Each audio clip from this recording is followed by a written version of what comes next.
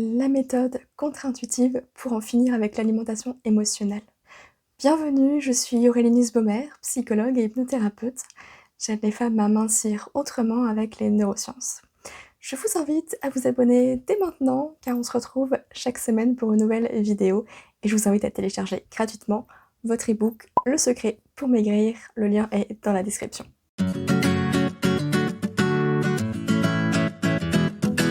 Vous avez tendance à manger vos émotions et vous cherchez des astuces pour ne plus être une mangeuse émotionnelle?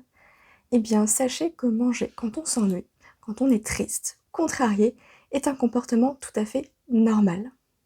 Et oui, manger ses émotions nous arrive à tous, et c'est tout à fait normal. Ce n'est en rien une caractéristique des personnes en surpoids. La nourriture a une double fonction. Celle de nous nourrir, mais aussi de nous apporter du réconfort après une dure journée. C'est ce qu'on appelle une EME, envie de manger émotionnelle.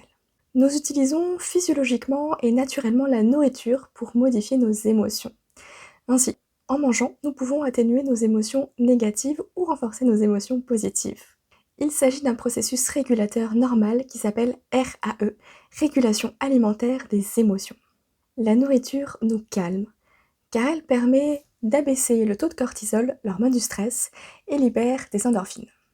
Mais l'effet apaisant ne se produit que lorsque la personne mange ce qui lui satisfait gustativement. C'est-à-dire qu'il existe des aliments réconfortants seuls capables de calmer une EME. Ces aliments peuvent être riches, gras et ou sucrés et appréciés de la personne. Une EME n'est pas une compulsion. Une envie de manger émotionnelle se définit comme une motivation à manger dans le but de réguler une émotion. Les émotions qui déclenchent une EME peuvent être conscientes ou inconscientes et peuvent être de forte ou de faible intensité. Les émotions les plus citées lors des EME sont la fatigue et l'ennui.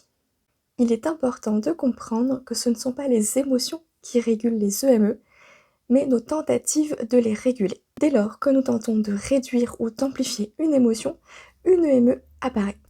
Les personnes les plus gênées par leurs émotions auront plus d'EME. C'est un peu comme si nous demandions une solution à notre cerveau et qu'il nous réponde « un pot de chocolat ?» Ces EME nous aident à maintenir un équilibre psychologique à peu de frais, car la nourriture est un régulateur naturel des émotions, comme le sommeil par exemple. Mais alors, comment répondre à une EME?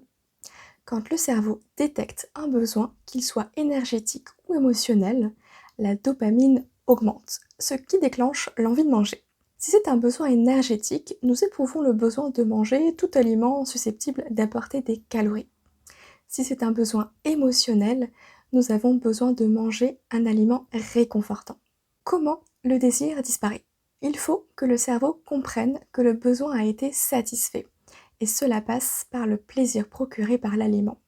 C'est le plaisir qui entraîne l'extinction du désir. Inutile de le tromper avec une pomme ou un yaourt allégé du coup. Sans le plaisir, le désir de manger ne peut disparaître. C'est aussi simple que ça. Il y a donc 4 facteurs qui permettent de manger avec plaisir. Le premier, c'est de faire le bon choix au niveau de l'aliment, de prendre ce qui nous fait le plus plaisir. Deuxième, c'est le goût. C'est de choisir la bonne marque, le bon aliment et pas une sous-marque ou quelque chose d'allégé, par exemple. Troisième, c'est l'attention. L'idée de manger en pleine conscience, d'être vraiment présent lorsque l'on mange pour prendre tout le plaisir possible à ce moment-là. Quatrième point, c'est la sécurité. Manger dans un environnement où on se sent bien, sécurisant et surtout sans ces pensées de restriction qui nous font culpabiliser après. Si vous avez besoin de grandes quantités pour vous arrêter de manger, c'est probablement que pendant que vous mangez votre aliment préféré, vous vous dites, consciemment ou inconsciemment, que vous ne devriez pas faire ça. C'est ce qu'on appelle le trouble du réconfort, mais ça, on aura l'occasion d'en reparler dans une vidéo dédiée. Vous l'avez compris, si vous avez envie de manger à cause de vos émotions, eh bien, mangez. Je vous invite à liker cette vidéo si elle vous a plu et à la partager pour sensibiliser de plus en plus de monde au concept de la psychoneuronutrition et en finir définitivement avec les régimes. N'oubliez pas de vous abonner et de télécharger votre e-book gratuit et je vous retrouve mercredi prochain. À bientôt. Et n'oubliez pas que si ce que vous faites ne marche pas, faites n'importe quoi d'autre.